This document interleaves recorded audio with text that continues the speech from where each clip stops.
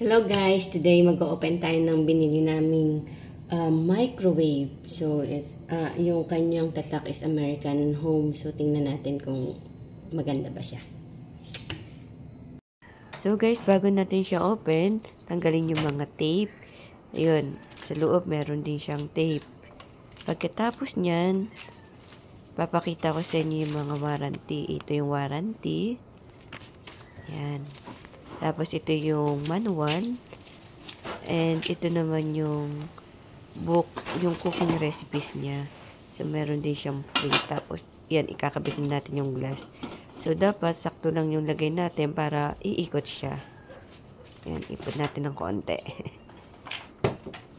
Nalimutan ba? So yung saksakan niya pala ay tatluhan. Yan.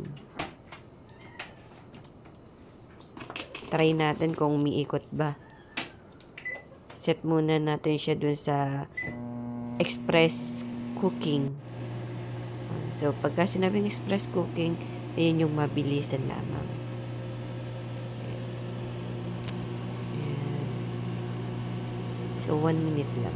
So, merong potato, popcorn, pizza, beverages, frozen, and reheat. So, yan. Meron din tayo mga defrost. Wait, defrost. So, automatic nag-stop din siya kapag gusto natin i-stop. So, yun. Tingnan nyo, umiikot naman siya. So, good siya.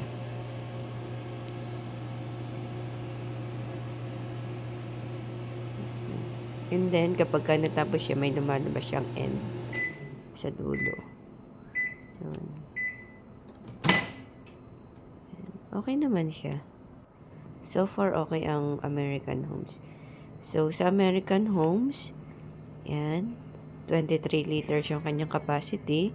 Tapos, 3 years na rin yung kanyang warranty.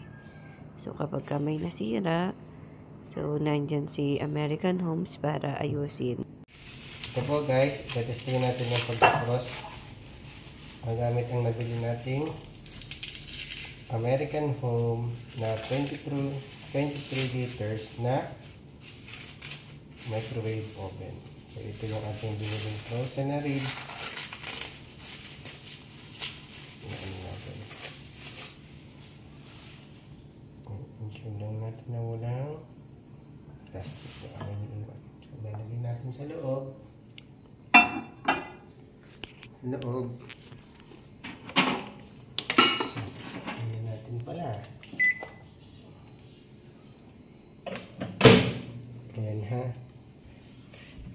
Kailangan nyo munang ma-ensure na maluwag kasi ikot yan. Weight defrost. Ang grams niyan ay i-estimate lang natin na 200. Okay?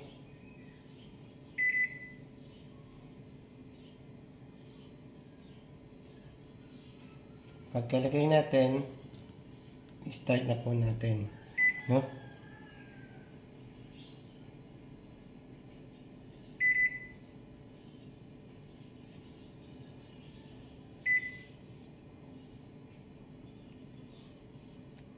Po, start na natin. Automatic po yung oras na i-recommend ng ating American Home microwave. Depende dun sa estimate na binigay natin doon sa ating ipinasok. So, tulad po niyan, nilagay natin 200 grams. So, nakalagay po yung oras na estimated. So, syempre, nasa sa inyo na rin yan kung effective. So, maaaring mali yung hindi pa siya fully defrost after din sa recommendation, i-adjust niya lang po, no? Hindi naman po perfect yan, no? So, yan, hintayin po natin matapos yung pag-defrost niya, kakaitan natin.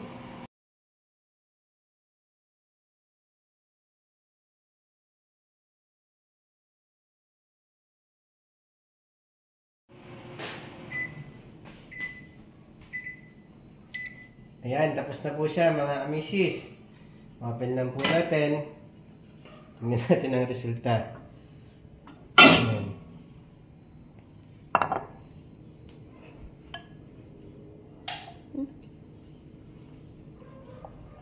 Yan, makikita nyo. defrost na yung part na to from frozen. Okay na po, malambot na po. Pero kung gusto niyo pang palambutin, nasa sa inyo po, medyo malamig pa yung loob. Siyempre, defrost lang naman po ang ating ginawa. So ito po, okay po ito. Okay yung effect niya. Malambot na po. Pwede na natin gayatin o kaya iprito ng diretso. Okay po. So yun po mga kamisis, approve.